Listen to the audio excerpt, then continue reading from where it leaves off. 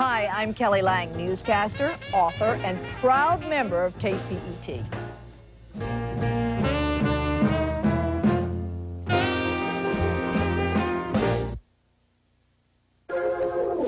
Coming up next, it's Sessions at West 54th, the music performance and interview series hosted by David Byrne. Tonight on Sessions, Liz Phair, whose droll and devastating songs helped pave the way for the modern rockers of this decade, and the strange and beautiful music of John Lurie and the Lounge Lizards, one of the most enduring jazz ensembles to emerge from New York's underground. Plus interviews by David Byrne.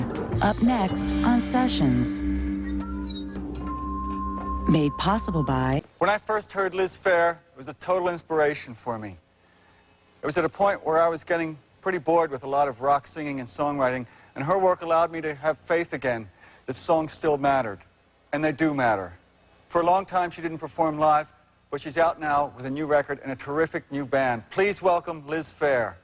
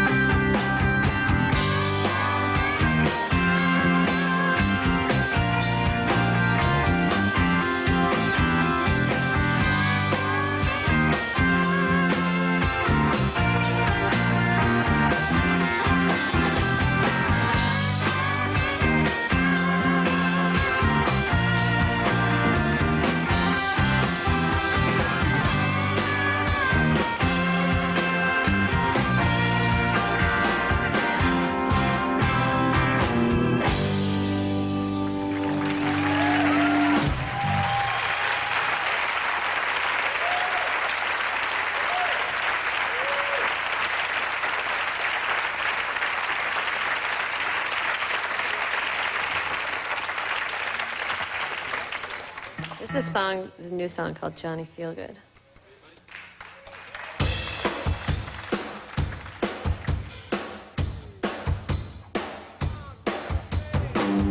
Johnny Feelgood, Johnny right on, Johnny miss you, Johnny right on, Johnny makes me feel strangely good about myself.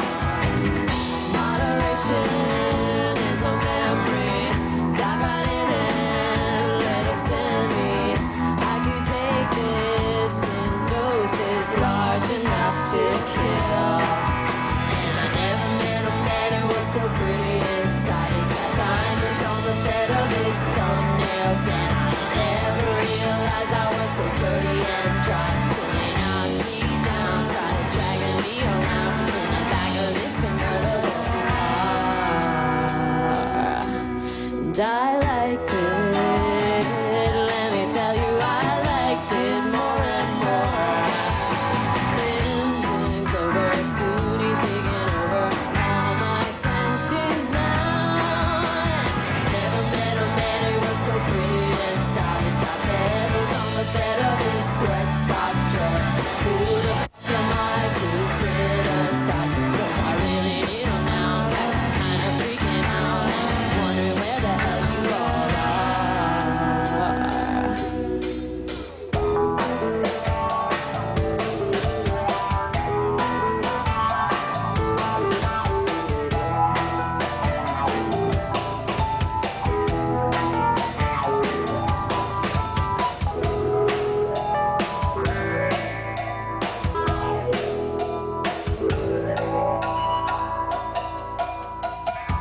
Johnny feel good, Johnny right on, Johnny miss you, Johnny right on, Johnny makes me feel strangely good about myself.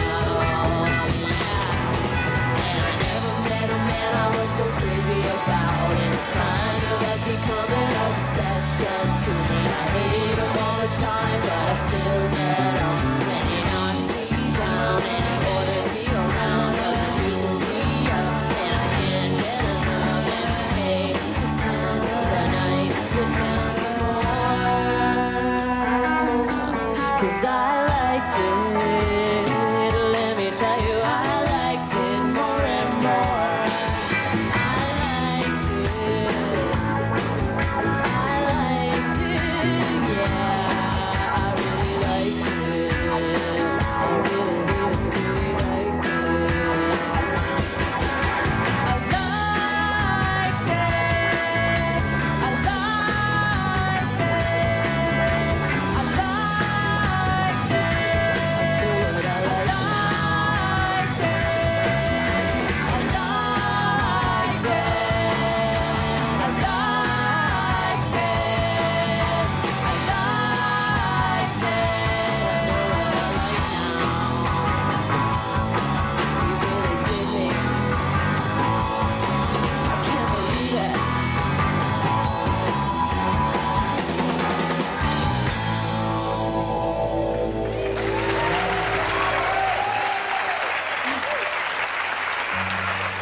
Sometimes something that's made up, imaginary or imagined, has more truth in it than something that actually happened. Somehow I think this applies to you. Very much so. I think there was a lot of misunderstanding about the way I write songs with my earlier records, and I know that so well because that's my craft, is to take something that isn't necessarily factually correct and weave it with my own experiences into something new. And I do that because to do what I'm trying to do with my songs is give the same impact to someone else, have this kind of shared experience.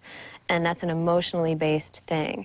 And to elicit the right emotion so that they can know what it felt like to me to live it, I kind of have to create a new experience, a new zone for them, like a new depiction of the facts, if you will, like so that they can actually sort of, it's like taking them on a ride. For them to feel what it felt like for me to live it, I have to sometimes create a fantastical zone, and then they'll experience that feeling. Do people then, do they confuse you with the person or the character in the song? all the time, and that's perfectly fine because we're very close. It's like, you know, just a step aside from myself. But that's the trouble, is that I have a very kind of confessional style and very everyday language use in my songs, and I like kind of the mundane, to glorify the mundane in a lot of ways. And that's something that then comes off as if I just didn't have a wit about me, just kind of like spat out what just first came to mind, like, well, this happened, and then this happened, and then this happened, but really it's very crafted, and I really work and tweak it and change it till it really feels right. Here's a good song called Polyester Bride.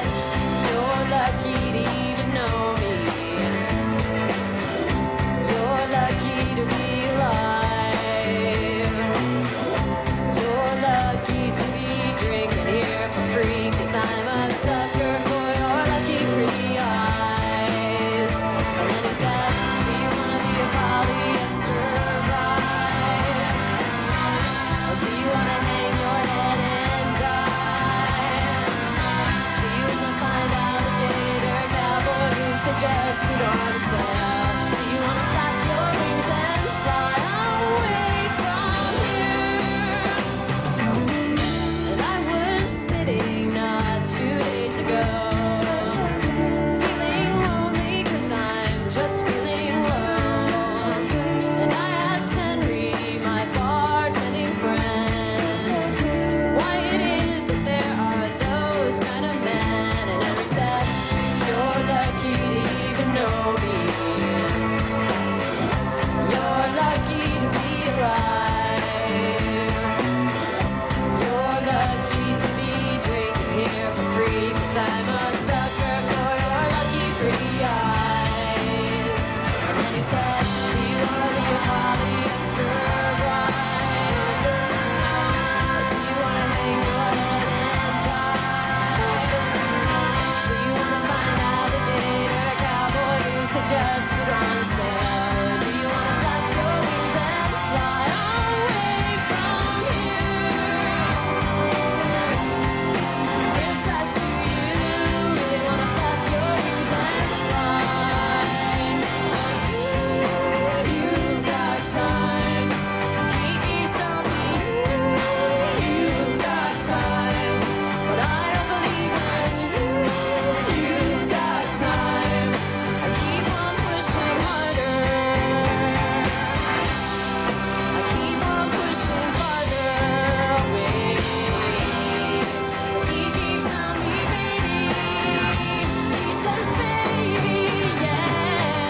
here? Do you wanna be a polyester bride? Away from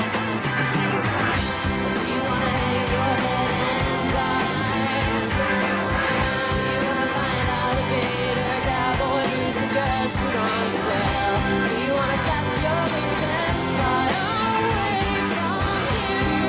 a polyester bride? Away from here. Do you wanna be a polyester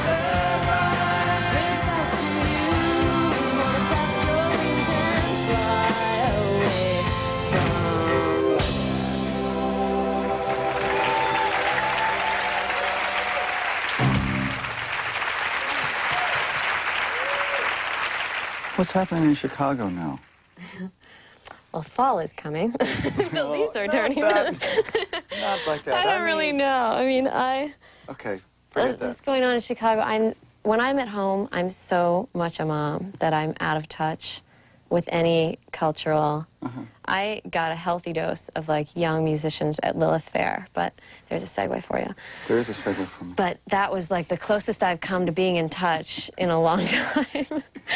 And how was Lilith Fair? Did you feel a little bit an outsider or not? I wanted so much to be an insider with that, and when I first got there, I had to struggle because the women that I was performing with, I felt, were so much stronger than I was on stage. Like, they were just presences, and they had honed their craft, and they had this huge, gorgeous voice to give, and I really felt my lyrics were suddenly, to me, for the first time in my life, I suddenly saw how aggressive they are and how they can kind of be in your face. And up until then, I just assumed that, like, people who were making all this talk about how in your face my lyrics were, like, disconcerting, they were just obviously not used to hearing their girlfriends talk or their wives talk or whatever it was.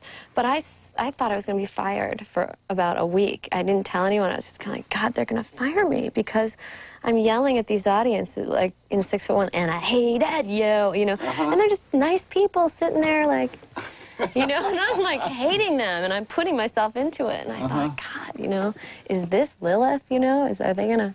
But after a while, I really felt so much of a part of it that it changed my whole view of my career, and it gave me something to shoot for. It gave me peers that I admired and would like to learn from, and I learned a lot about what it takes to be them and, like, how I can improve myself. And it sounds really silly the way I'm saying it right now, but it was really a heartfelt, inspirational thing. Cliches are often true. Yeah. This is an old one called 6'1".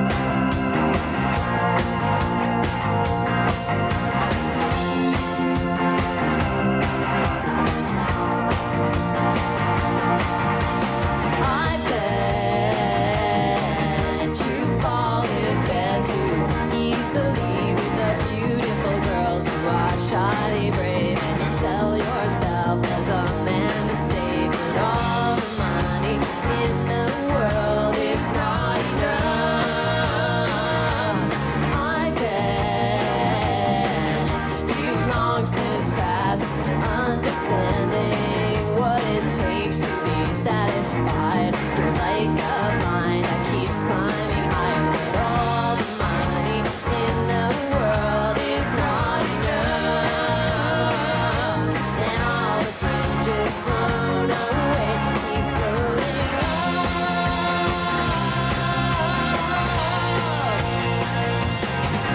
It's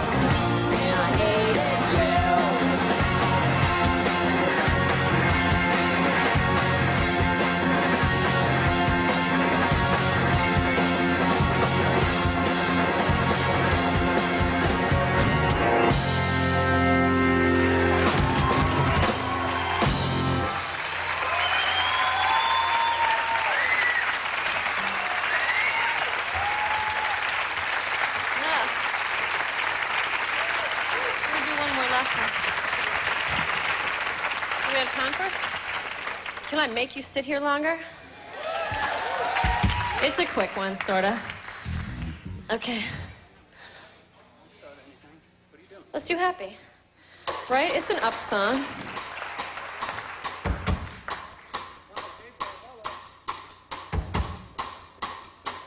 The Cruel Shoes.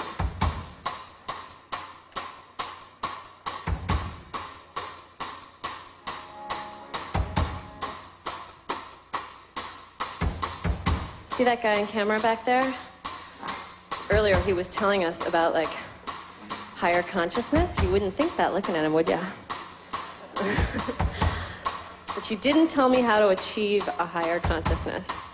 You just tantalized us with the concept. And he believes that if we raise our consciousness, we raise the consciousness of the universe. And by every act of higher consciousness, all the plant life, the insects, the animal world, they come with us. That's just a thought.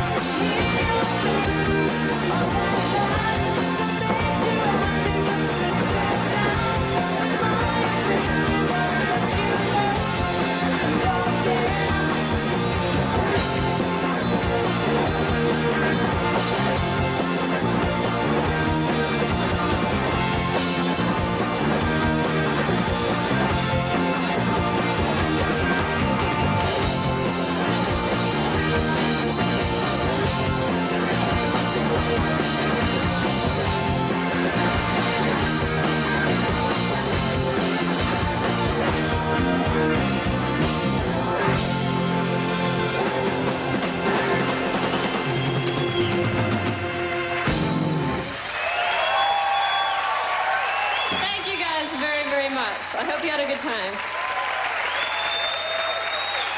Check out the Sessions website. The address is here on your screen, www.sessionsatwest54th.com.